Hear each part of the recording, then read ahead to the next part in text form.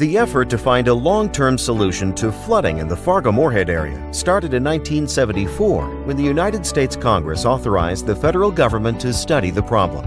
By the early 2000s, a plan was developed that focused on South Fargo neighborhoods at risk. But the dangerous flood of 2009 threatened the entire metro area. It changed everything. Leaders in the Fargo Moorhead area realized bigger floods were possible, and the entire metro area was at risk, not just South Fargo. Leaders agreed solving the issue could only be done with all communities working together and with the U.S. Army Corps of Engineers. And the group set goals. The main goal would be to provide flood protection for all of Fargo Moorhead, and if appropriate, have the U.S. Army Corps recommend a project to protect the entire community. The U.S. Army Corps was working on a 3-year study that looked at numerous options. They evaluated non-structural options, like restoring wetlands, to structural options, like building levees and diversion channels. Projects that worked other places may not work in the Fargo Moorhead region because of the unique topography. Grand Forks used a system of levees and a small diversion channel to control flooding. There is not enough high ground around Fargo to make levees that could provide 100-year protection. Winnipeg, Manitoba has a diversion channel with upstream storage. Studies concluded that a diversion channel could provide 100-year protection by safely carrying floodwater around the Fargo Moorhead area. This would also make it possible to fight bigger flood fights, like a 500-year event. The study found that a diversion channel in Minnesota would be most cost-effective, but the majority of benefit would be for residents and businesses in North Dakota. A Minnesota diversion channel also provided very little protection to North Dakota areas at risk outside the Fargo city limits. Minnesota officials asked for the channel to be placed on the North Dakota side to alleviate environmental and property concerns.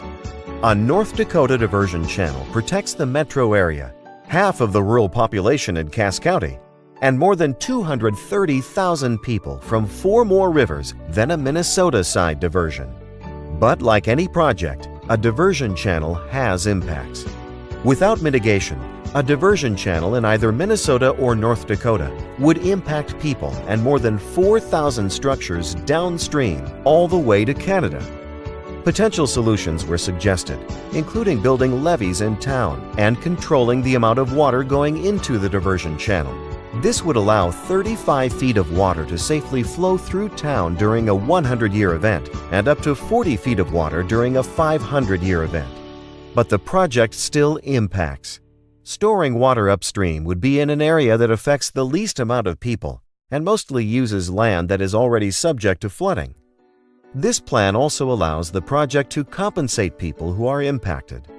The Corps carefully evaluated where the upstream storage area should be and eventually designed the southern embankment to hold water south of the metro area. The chosen location for the southern embankment, along with in-town levees and other project improvements, saved 288 structures and $6 million.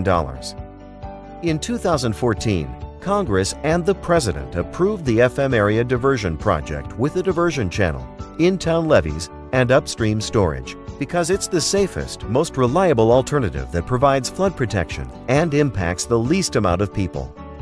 Construction on the in-town levees is almost complete, and building the rest of the project began in the spring of 2017. For more information about the FM Area Diversion Project, please visit www.fmdiversion.com.